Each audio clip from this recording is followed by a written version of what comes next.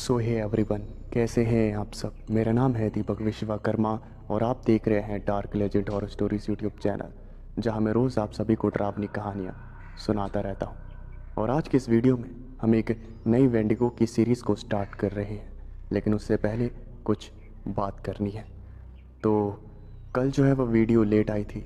जितने बजे video upload हो जाती है उतने बजे अपलोड नहीं हुई थी, काफ़ी देर से अपलोड हुई थी वीडियो। और परसों तो वीडियो डली ही नहीं थी। तो कुछ मेरे भाई हैं जो भी मतलब वीडियोस वगैरह देखते हैं, तो उनके मैसेज जो है वो आए। उन्होंने पूछा कि क्या बात हो गई है, वीडियोस नहीं डली 2 दिन। एक दिन का तो समझ आता है, लेकिन 2 दिन हो गए। तो हुआ कुछ ऐसा, परसों तो मैं लिखने में बिज़ी था, तो परसों वीडियो बना नहीं पाया। तो कल मैंने जो है वो 2 वीडियोस जो हैं वो रेडी कर दी थी।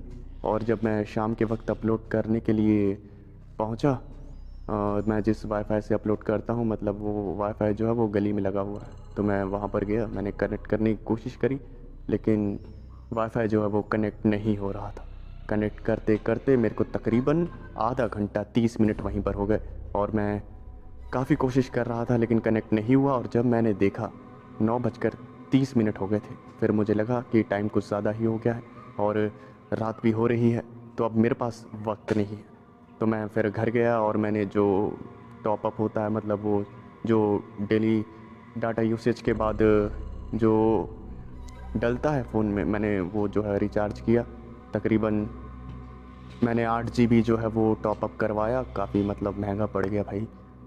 फिर मैंने सोचा कि चलो कोई बात नहीं, क्या फ़र्क पड़ता है, आप सभी का प्यार है, आप सभी के सामने तो वो कुछ भी नहीं है। वैसे तो मतलब कितने रुपए मैं ऐसे ही खर्च कर सकता हूँ। लेकिन मेन प्रॉब्लम तब हुई जब मैंने मोबाइल डाटा से अपलोड करना शुरू किया, तो स्पीड आ रही थी तकरीबन 200 KB/सेकंड और वीडियो अपलोड करने में दिखा रहा था कि 2 घंटे लगेंगे। और जब मैंने ये देखा तब मुझे लगा कि अभी तो 9:30 बज रहे हैं, लेकिन ऐसे तो फिर 11 बज जाएंगे, लेकिन वीडियो अपलोड नहीं हुई। तो मैं अपनी जो गली है मैं फिर से वहाँ आ गया और फिर मैं अपने इलाके के चक्कर लगाने लगा, क्योंकि जो बाहर है वो नेटवर्क्स ज़्यादा अच्छे आते हैं। तो वहाँ पर 500 KB एंड 1-1 MB स्पीड आ रही थी। तो जहाँ पर 1 MB स्पीड आई, मैं वहीं पर मतलब खड़ा हो गया और वहीं चक्कर लगाने लगा। अब काफ़ी अजीब लग रहा था, लोग मतलब देख रहे थे, वहाँ से लड़कियाँ गुजर रही थी, उन्हें लग रहा था कि मैं उन्हें देख रहा हूँ, वो भी मुस्कुरा रही हैं। तो काफ़ी मतलब अजीब अजीब सा लग रहा था, लेकिन क्या करता। तो मैं बस अपलोड कर ही रहा था। फिर जैसे तैसे करके रात के तकरीबन 10:30 बजे मतलब वीडियो फिर डल पाई। तो यही रीज़न था, मतलब काफ़ी मतलब फ्रस्ट्रेट हुआ मैं। मतलब एक बार तो ऐसा हुआ कि मतलब पूरा 2 GB का जो वीडियो थे ना वो अपलोड हो गया, मतलब सब कुछ हो गया, प्रोसेसिंग जो है वो स्टार्ट हो गई। लेकिन अचानक से पता नहीं क्या हुआ, जो पूरा जो प्रोसेस था ना वो वापस रीस्टार्ट हो गया। मतलब अभी 100% हुआ है और अचानक से ना 30% पर ड्रॉप हो गया और फिर 30% से स्टार्ट हो गया। मेरा डाटा भी गया और टाइम तो गया ही गया। लेकिन कोई बात नहीं, ये सब तो चलता रहता है। तो चलिए आज वेंडिगो की सीरीज़ को स्टार्ट करते हैं। यही कुछ बातें थी जो मुझे बतानी थी, मैंने आपको बता दी। तो वीडियो को लाइक नहीं किया तो वीडियो को लाइक कर देना, और चैनल को सब्सक्राइब नहीं किया है और आपको डरावनी कहानियाँ सुनना पसंद है तो सब्सक्राइब ज़रूर से कर देना। तो चलिए शुरू करते हैं वेंडिगो की सीरीज़ को। अपने अपने हेडफोन्स लगा लीजिए। मार्टिन एक आदिवासी कबीले में रहा करता था। वो जिस जंगल में रहा करता था, यानी कि उसका जो कबीला था वो जिस जंगल में था, वो जंगल काफ़ी ज़्यादा हरा भरा और अच्छा था। मार्टिन का जो कबीला था वो काफ़ी खुशहाल कबीला था। वहाँ के जितने भी लोग थे सब खुश रहते थे। वहाँ के सारे लोग मेहनती थे और दिन भर मेहनत करने के बाद रात को शिकार पकड़ कर लेकर आते थे और वही खाकर वो अपनी ज़िंदगी गुजारते थे। वो पूरा कबीला एक परिवार की तरह था, जहाँ रहने वाला हर परिवार एक दूसरे को और साथ भी देता था। मार्टिन की एक दोस्त भी थी और उसका नाम जूली था। वो वहाँ के मुखिया की बेटी थी और जूली में और मार्टिन में काफ़ी अच्छी दोस्ती थी। वो दोनों साथ में ही खेला करते थे। एक शाम जब मार्टिन अपने घर वापस आया, तब उसके पिताजी ने उससे कहा, बेटा सुबह सुबह जल्दी उठ जाना, हमें शहर जाना पड़ेगा। जैसे ही ये बात मार्टिन ने सुनी वो काफ़ी ज़्यादा खुश हुआ, क्योंकि वो जंगल से कभी भी बाहर नहीं निकला था और ये पहली बार था कि वो बाहर की दुनिया देखेगा। इसलिए वो काफ़ी ज़्यादा खुश हुआ और वो सुबह सुबह उठकर तैयार हो गया। उसके पिता उसे लेकर जंगल से बाहर पहुँचे और जैसे ही मार्टिन ने बाहर की दुनिया देखी वो हैरान का हैरान रह गया। उसने देखा कि इंसान ने कितनी ज़्यादा तरक्की कर ली थी। रोड पर चलती महंगी महंगी गाड़ियाँ और लंबी लंबी बिल्डिंग देखकर मार्टिन काफ़ी ज़्यादा खुश हुआ।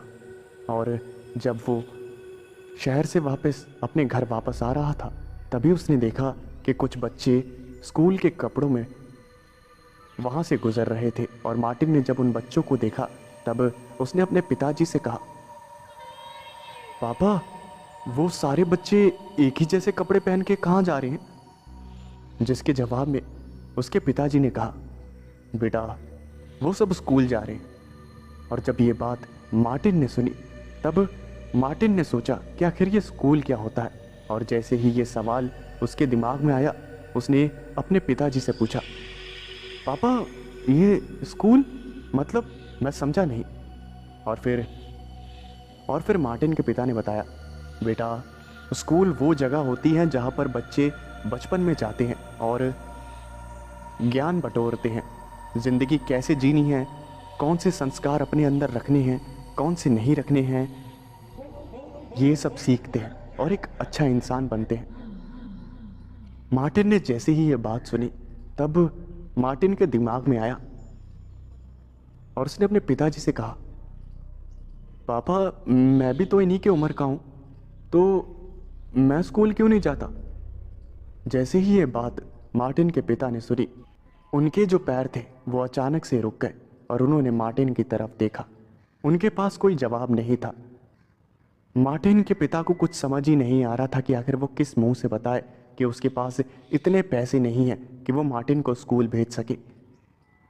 और फिर मार्टिन के पिता ने कहा, बेटा, मैं तुमसे घर चलकर बात करता हूँ इस बारे में। मार्टिन और उसके पिता अपने कबीले में वापस आ गए और ये जो बात थी जो मार्टिन ने अपने पिता से कही थी वो बात मार्टिन के पिता के दिल में घर कर गई थी।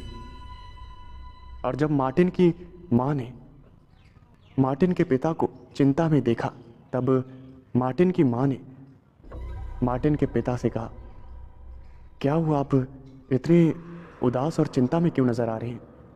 और जैसे ही ये बात मार्टिन के पिता ने सुनी तब मार्टिन के पिता ने कहा, अरे, आज मार्टिन को शहर लेकर गया था। उसने वहाँ पर देखा कि बच्चे स्कूल जा रहे हैं और फिर उसने मुझसे पूछा कि वो स्कूल क्यों नहीं जाता।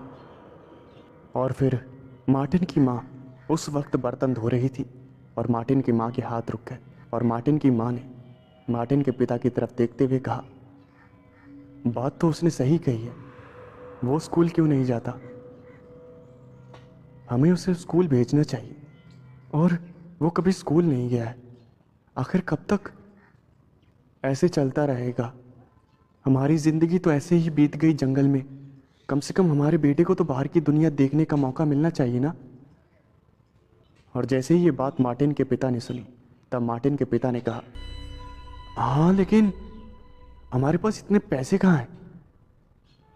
और फिर मार्टिन की माँ ने कहा, पैसे नहीं है तो क्या हुआ, थोड़ी बहुत ज़मीन तो है, बेच देते हैं। अगर कहाँ लेकर जाएंगे ज़मीन? मार्टिन पढ़ लिख लेगा, कुछ अपने लिए कर लेगा, और क्या चाहिए हमें? जैसे ही मार्टिन के पिता ने यह बात सुनी तब मार्टिन के पिता ने कहा, हाँ, तुम सही कह रही हो, मार्टिन को पढ़ाना चाहिए।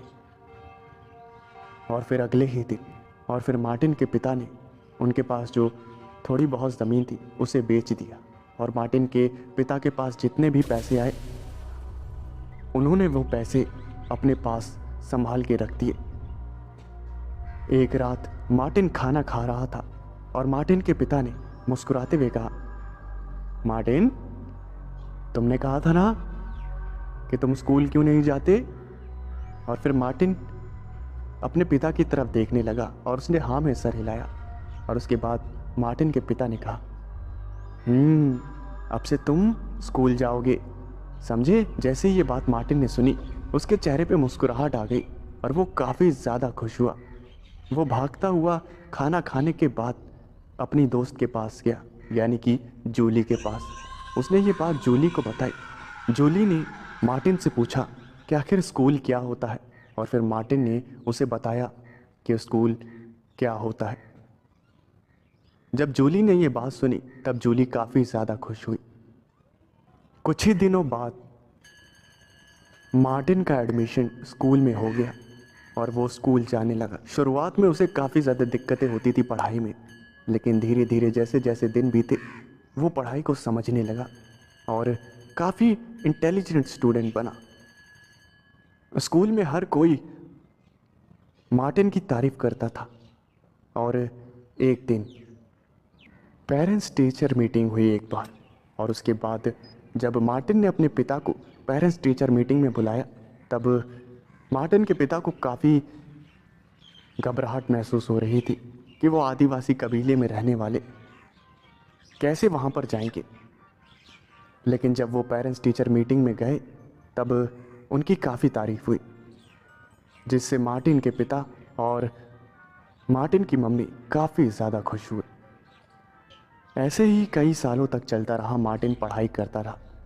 उसकी उम्र के हिसाब से वो चीज़ों को काफ़ी अच्छी तरह से सीख लेता था और जल्दी भी सीख जाता था।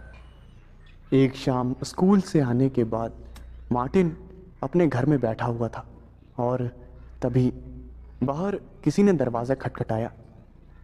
मार्टिन की माँ ने घर के दरवाजे को खोला और मार्टिन की माँ ने देखा कि जूली आई हुई थी। मार्टिन की मम्मी ने मार्टिन से कहा, बेटा जूली आई हुई है। जैसे ही ये बात मार्टिन ने सुनी, मार्टिन दरवाजे पर गया और उसने देखा कि जूली वहाँ खड़ी है। जूली ने मार्टिन से कहा, क्या हो गया, तुम भूल गए क्या? अब तुम मेरे दोस्त नहीं हो क्या? जिसके जवाब में मार्टिन ने कहा, नहीं ऐसा तो नहीं है, हम तो अभी भी दोस्त हैं, वो भी काफ़ी अच्छे। और फिर जूली ने कहा, अब तो तुम मेरे साथ खेलने भी नहीं आते। जैसे ही ये बात मार्टिन ने सुनी तब मार्टिन ने कहा, अरे ऐसा नहीं है, चलो हम खेलते हैं। मार्टिन और जूली एक साथ खेलने लगे और फिर खेल के बोर हो गए। जूली ने कहा, अब मैं थक गई हूँ और बोर भी हो गई हूँ, मुझे और नहीं खेलना। जिसके बाद मार्टिन ने कहा, चलो मैं तुम्हें कुछ पढ़ाता हूँ। जैसे ही ये बात जूली ने सुनी तब जूली ने कहा कि क्या पढ़ाओगे, और फिर मार्टिन ने उसे पढ़ाना शुरू किया। पढ़ाते पढ़ाते काफ़ी रात हो गई और तकरीबन जब पूरा अंधेरा हो गया तभी कबीले की एक झोपड़ी से एक धमाके की आवाज़ आई, और वो आवाज़ काफ़ी ज़्यादा भयानक और डरावनी थी। जैसे ही ये आवाज़ गांव के लोगों ने सुनी, सब इकट्ठा हो गए और उन्होंने उस झोपड़ी की तरफ देखा। तब उन्होंने देखा कि उस झोपड़ी के ऊपर एक काला साया उड़ रहा था, और वो काला साया दिखने में काफ़ी ज़्यादा भयानक था। उस काले साए की 2 लाल आंखें थी, जिसे देखकर सब घबरा गए थे। आखिरकार कई सालों बाद मैं आजाद हो गया। इतने सालों से एक एक दिन मैं इंतजार कर रहा था कब मैं आजाद हूं और इस कबीले को तबाह कर दूं। ये कबीला अब ज्यादा दिनों का मेहमान नहीं है, सब मारे जाएंगे, बारी बारी सब मारे जाएंगे।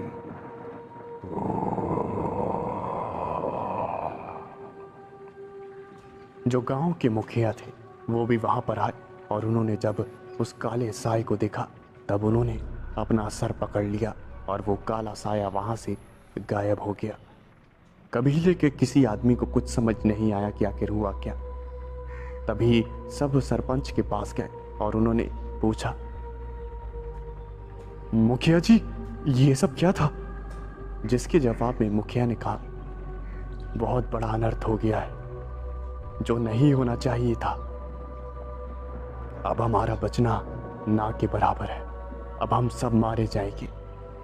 जैसे ये बात कबीले वालों ने सुनी, सब घबरा गए। सबने मुखिया से पूछा, क्या हो गया मुखिया जी, ऐसी क्या बात हो गई, और ये काला साया था क्या? जिसके जवाब में मुखिया ने कहा, आज से तकरीबन 100 साल पहले मेरे दादाजी जब मुखिया थे, तब उन्होंने बहुत गलत किया मेरे साथ, और उसका बदला मैं अब उसका बदला मैं तुम्हारे पूरे कबीले के नामो निशान को मिटा कर लूंगा।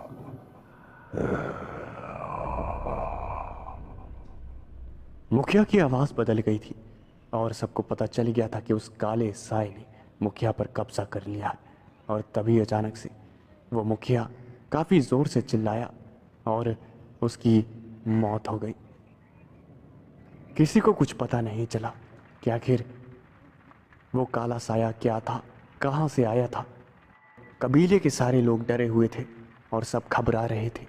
मार्टिन और जूली एक कोने में खड़े होकर सब देख रहे थे और उनकी हालत ख़राब हो रही थी।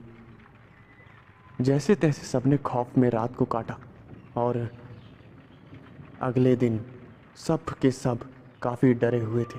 किसी को कुछ समझ नहीं आ रहा था कि आखिर होने क्या वाला है। सबने खौफ में दिन को काटा और रात को उस कबीले के एक घर से कुछ आवाज़ें आने लगी और वो आवाज़ें काफ़ी ज़्यादा डरावनी थी। जब कबीले के बाकी लोगों ने उस आवाज़ को सुना तब वो सब उस घर के पास गए। उन्होंने उस घर के दरवाजे से कान लगाए तो अंदर से काफ़ी डरावनी आवाज़ आ रही थी। जब सबने दरवाजे को खटखटाया तो किसी ने अंदर से दरवाज़ा नहीं खोला और उसके बाद कबीले के लोगों ने फैसला किया कि वो दरवाजे को तोड़ देंगे। तो एक आदमी ने दरवाजे को तोड़ दिया और जैसे ही उसने दरवाजे को तोड़ा तब उन्होंने जो अंदर देखा, उसे देखने के बाद किसी की भी रूह कांप सकती थी। उन्होंने देखा उस घर का जो आदमी था उसने अपने बीवी बच्चों को मार दिया था और उनका मांस खा रहा था। उसके जो पूरे हाथ थे वो खून से सने हुए थे और उसके बीवी बच्चे की जो लाश थी उसमें से सारा मांस गायब था और वो एकदम जानवरों की तरह अपने बीवी बच्चों को खा रहा था। ये सब देखकर पूरे कबीले वालों की रूह कांप गई और उस आदमी ने कबीले वालों की तरफ देखा और कहा, क्या हुआ, घबरा गए? धीरे धीरे सब मरेंगे। जैसे आज ये परिवार मरा है वैसे ही धीरे धीरे सारे परिवार मरेंगे। उस आदमी ने ये कहते हुए अपनी जान ले ली और सब देखते ही रह गए। जब सबने ये नज़ारा देखा तो कोई भी अब उस कबीले में रहने के लिए तैयार नहीं था। सभी लोग अगले ही दिन एक एक करके वहाँ से जाने लगे। कोई कहीं जा रहा था, कोई कहीं जा रहा था, लेकिन किसी को कोई पता नहीं था कि आखिर कौन कहाँ जा रहा है। कोई किसी शहर में जा रहा था, कोई किसी शहर में जा रहा था। ऐसे ही जूली भी अपनी माँ के साथ किसी दूसरे शहर में चली गई और मार्टिन वहीं पर देखता रह गया। जूली ने मार्टिन को अपने पास बुलाया और जूली ने कहा, क्या तुम मुझे भूलोगे तो नहीं? और जब मार्टिन ने यह बात सुनी तब उसने कहा कि मैं तुम्हें कभी नहीं भूलूंगा, तुम मेरी सबसे अच्छी दोस्त हो। जब ये बात जूली ने सुनी तब वो मुस्कुराई और अपनी माँ के साथ वहाँ से चली गई। मार्टिन के पिता भी काफ़ी ज़्यादा घबराए हुए थे और उन्होंने भी फैसला कर लिया था कि अब वो कबीले में नहीं रहेंगे और बाकी कबीले के लोगों की तरह ही उन्होंने भी कबीले से जाने का फैसला कर लिया। उनके पास जो भी था, जितना भी था, सब कुछ उन्होंने बेच दिया और वहाँ से पैसे लेकर शहर की तरफ चल पड़े। शहर में उन्होंने एक छोटा सा घर खरीदा जो कि काफ़ी ज़्यादा छोटा था, लेकिन वहाँ वो सुरक्षित महसूस कर रहे थे। मार्टिन बिल्कुल भी खुश नहीं था अपने कबीले को छोड़कर। वो वहीं पर पैदा हुआ था, वहीं पर खेला था, उसकी सारी यादें वहीं से जुड़ी थी। लेकिन अब वो एक अनजान शहर में आ गया था जहाँ उसे कोई जानने वाला नहीं था। लेकिन अच्छी बात तो ये थी कि उसका जो स्कूल था वो वही सेम स्कूल था। मार्टिन को रात में सपने आते थे डरावने कि कैसे उस काले साए ने पूरे कबीले वालों को ख़त्म करने की बात कही थी, और ये बात उसे काफ़ी ज़्यादा डराती थी। वो हमेशा आधी रात को पसीने में लथपथ उठ जाता था और उसे कभी चैन की नींद नहीं आती थी। कभी उसे वो भयानक नज़ारा नज़र आता था जब वो आदमी अपने ही बच्चे को और अपनी ही वाइफ को खा रहा था, और कभी वही काला साया उसके सपने में आता था। रातें काफ़ी ज़्यादा डरावनी हो गई थी मार्टिन के लिए। उसका जीना मुश्किल हो गया था, लेकिन जैसे तैसे वो पढ़ाई पे ध्यान दे रहा था। उसकी पढ़ाई चलती गई और उसकी उम्र आते आते पढ़ाई उसकी जो थी वो ख़त्म होने को आ गई। उसकी जो उम्र थी वो काफ़ी ज़्यादा हो गई थी, तकरीबन 25-26 साल की हो गई थी, और उसे लग रहा था कि अब और पढ़ाई करना ठीक नहीं है क्योंकि उम्र ज़्यादा हो गई है। और इसलिए उसने जितना भी पढ़ाई करी थी वहीं पर उसने पढ़ाई को छोड़ दिया। लेकिन उसने कभी सीखना नहीं छोड़ा। वो ज्ञान को हमेशा इकट्ठा करता रहता था और उसने एक बिज़नेस स्टार्ट किया। उसका बिज़नेस काफ़ी अच्छा चलने लगा, लेकिन एक रात उसे एक सपना आया। उसने देखा कि वो कबीले में है और वही आवाज़ उसे बुला रही थी। तुम्हें आना पड़ेगा, आज नहीं तो कल तुम्हें आना पड़ेगा। और जिस वक्त तुम आओगे वो वक्त तुम्हारी जिंदगी का आखिरी वक्त होगा। जैसे ही ये डरावना सपना मार्टिन ने देखा, वो एक झटके के साथ उठा।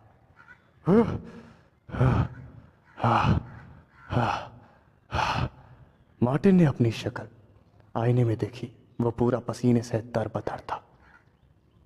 काफ़ी साल हो गए थे उस बात को, लेकिन वो जो डरावना सपना था वो रोज़ मार्टिन को डराता था। मार्टिन ने पूरी रात खौफ में बिताई। उसे फिर वापस नींद ही नहीं आई। उसे डर लग रहा था कहीं वो सपना वापस ना आ जाए, और वो सपना काफ़ी ज़्यादा भयानक था। इसलिए उसने कॉफ़ी पीकर पूरी रात बिताई। सुबह सुबह वो अपनी कंपनी में पहुंचा और उस दिन उसकी कुछ ज़रूरी बिजनेस मीटिंग्स थी। वो जैसे ही अपनी कंपनी में पहुंचा तो उसने देखा कि वहाँ इंटरव्यू के लिए काफ़ी लाइन लगी हुई थी। वो तुरंत इंटरव्यू कैबिन में पहुंचा जहाँ पर इंटरव्यू लेने वाले बैठे हुए थे। उन्होंने जैसे ही मार्टिन को देखा वो सब खड़े हुए और उन्होंने कहा, गुड मॉर्निंग सर। जैसे ही ये बात मार्टिन ने सुनी तब मार्टिन ने भी सामने से कहा, गुड मॉर्निंग, कैसा चल रहा है इंटरव्यू। और फिर उन इंटरव्यू लेने वालों ने कहा, जी सर सही चल रहा है अभी तक, अभी काफ़ी सारे लोग बचे हुए हैं, जब इंटरव्यू ख़त्म हो जाएगा तब सिलेक्शन करेंगे। और फिर मार्टिन ने कहा, ठीक है, सबसे बढ़िया बंदा ही चूज़ करना। ये कहकर मार्टिन वहाँ से चला गया और अपनी मीटिंग्स को अटेंड करने लगा। रात के वक्त वो वापस से इंटरव्यू कैबिन में आया और उसने इंटरव्यू लेने वालों से पूछा, तो कोई हुआ सेलेक्ट, किसी को सेलेक्ट किया क्या? जिसके जवाब में इंटरव्यू लेने वालों ने कहा, हाँ सर सेलेक्ट किया है, एक लड़की है, उसे हमने सेलेक्ट किया हुआ है, उसे हमने बुला लिया है जॉइनिंग के लिए, कल से वो आ जाएगी। जैसे ही ये बात मार्टिन ने सुनी तब मार्टिन ने हाँ में सर हिलाया और उसके बाद वो घर वापस आ गया। अगले ही दिन वो अपनी कंपनी में वापस पहुंचा जहां पर एक लड़की थोड़ी लेट पहुंची, और फिर मार्टिन ने उस लड़की को देखते हुए कहा, तुम लेट हो। और फिर उस लड़की ने सॉरी कहा और उसने बताया कि वो ट्रैफिक में फंस गई थी। जिसके जवाब में मार्टिन ने कहा, ठीक है कोई बात नहीं, इस बार तो ठीक है, लेकिन अगली बार से ध्यान रखना। उस लड़की ने यस सर कहा और वहाँ से चली गई। वो वही लड़की थी जिसे वहाँ पर नया नया रखा हुआ था। उस दिन मार्टिन को काफ़ी ज़्यादा काम था, जिसकी वजह से उसे देर रात तक काम करना पड़ा। और उसके बाद मार्टिन जब काम करके बाहर आ रहा था, तब वो अपनी कार के पास पहुंचा ही था। तभी उसने देखा कि वही लड़की जो कि नई नई ज्वाइन हुई थी, वो ऑफिस से निकल रही थी। और उसने उस लड़की को देखकर कहा, क्या बात है, छुट्टी तो कब की हो गई है, लेकिन तुम इतनी रात तक, कोई प्रॉब्लम होगी क्या? जिसके जवाब में उस लड़की ने कहा कि काम फंस गया था और काम बीच में छोड़ना उसे ठीक नहीं लगा, इसलिए वो काम को पूरा करके आई है।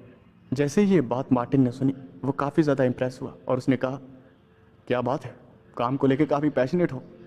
हाँ, काफ़ी अच्छा लगा मुझे। चलो मैं तुम्हें ड्रॉप कर देता हूँ, पीछे गाड़ी में बैठ जाओ। वो लड़की पीछे वाली सीट पर बैठ गई और मार्टिन भी ड्राइविंग सीट पर बैठकर गाड़ी को चलाने लगा। जैसा उस लड़की ने एड्रेस बताया था, मार्टिन उसी एड्रेस पर उस लड़की को लेकर जा रहा था। और रास्ते में ही उसने उस लड़की से पूछा, अरे मैंने तुम्हारा नाम नहीं पूछा ना, नाम क्या है तुम्हारा? आखिर मुझे भी तो पता चले मेरी कंपनी में कौन है इतनी होनहार, इतनी पैशनेट लड़की। जिसके जवाब में उसने कहा कि उसका नाम जूली है। जैसे ही ये नाम मार्टिन ने सुना, उसके जो स्टीयरिंग पे हाथ थे वो अचानक से टाइट हो गए और उसके दिमाग में जूली चलने लगी। जूली के ख्याल आने लगे कि कैसे वो बचपन में एक साथ खेला करते थे। तभी मार्टिन ने उस लड़की से पूछा, अच्छा जूली नाम है तुम्हारा, काफ़ी अच्छा नाम। मार्टिन को पता था कि एक ही नाम के कई लोग हो सकते हैं, तो इसमें कोई ज़्यादा हैरानी वाली बात नहीं है। और फिर मार्टिन ने उससे दूसरा सवाल पूछा, अच्छा तो बताओ अपने बारे में कुछ। और फिर उस लड़की ने बताना शुरू किया। उसने सबसे पहले अपनी पढ़ाई के बारे में बताया और उसने बताया कि वो एक आदिवासी फैमिली से बिलोंग करती है। जैसे ही ये बात मार्टिन ने सुनी, तब मार्टिन ने भी कहा, अरे वाह, मैं भी एक आदिवासी फैमिली से ही हूँ। काफ़ी अच्छा लगा जानकर कि अब आदिवासी परिवार के लोग भी शहर में आकर समाज को आगे बढ़ाने में अपना योगदान दे रहे हैं। वैसे तुम्हारे कबीले का जहाँ तुम रहती थी पहले, क्या नाम था उसका? जैसे ही ये बात उस लड़की ने सुनी, तो उस लड़की ने उस कबीले का नाम बताया। और जैसे ही मार्टिन ने उसके कबीले का नाम सुना, उसके होश उड़ गए, क्योंकि वो और कोई नहीं बल्कि जूली ही थी। और फिर मार्टिन ने पूछा, तो तुम्हारा कोई दोस्त नहीं था बचपन में, मतलब जब तुम रहती थी कबीले में? कोई तो होगा ना, मतलब दोस्त तो सभी के होते हैं। तो उस लड़की ने जवाब दिया कि एक दोस्त था मार्टिन नाम का, लेकिन जब सब कबीले खाली कर रहे थे तब वो भी कहीं और चला गया।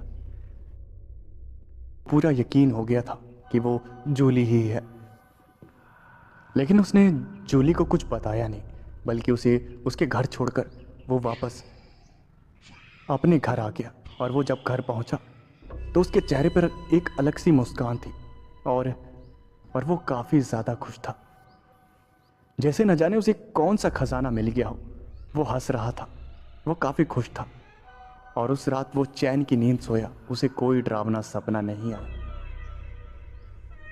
सुबह सुबह वो ऑफिस पहुंचा। उसने देखा कि जूली अपने काम में लगी हुई थी और वो देखकर काफ़ी खुश हुआ कि जूली अपने काम को लेके इतना ज़्यादा पैशनेट है।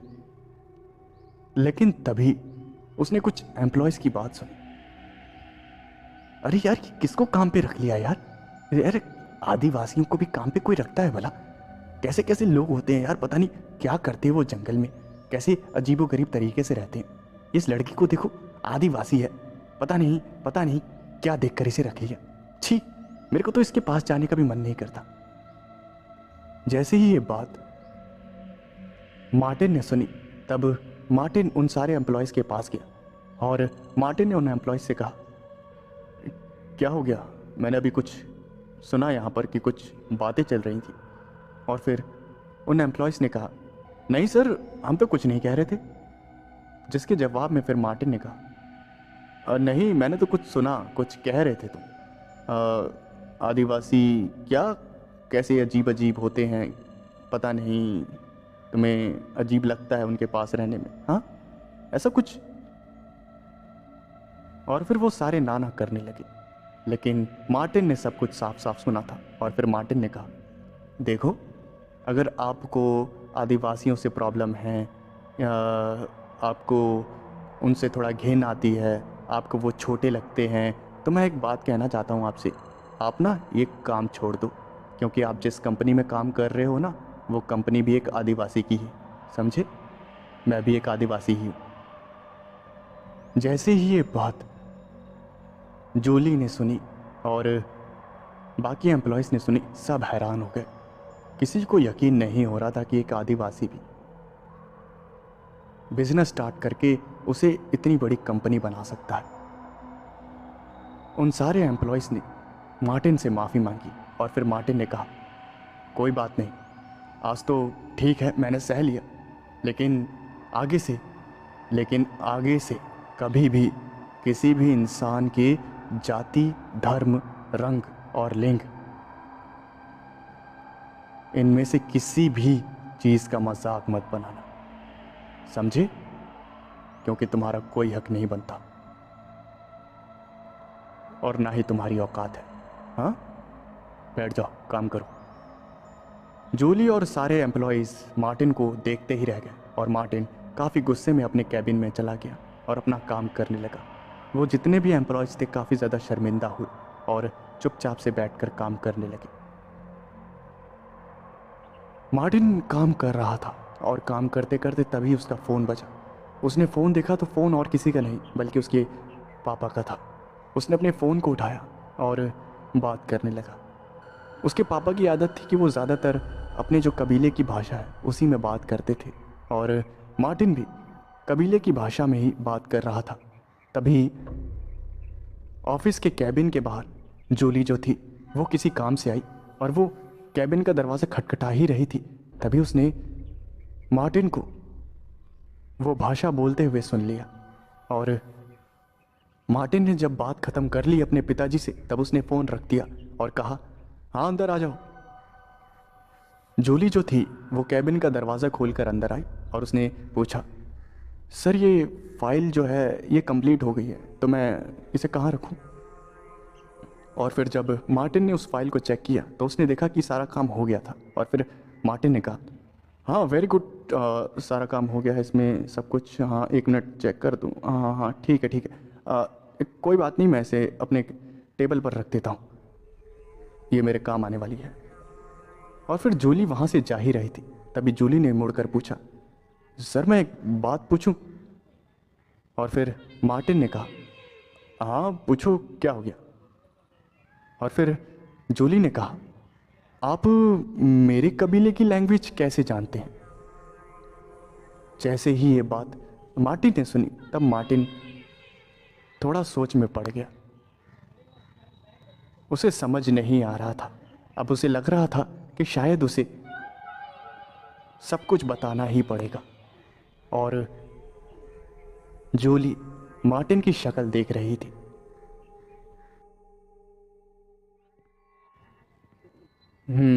तो ये था वेंडिगो सीरीज़ का पार्ट 1।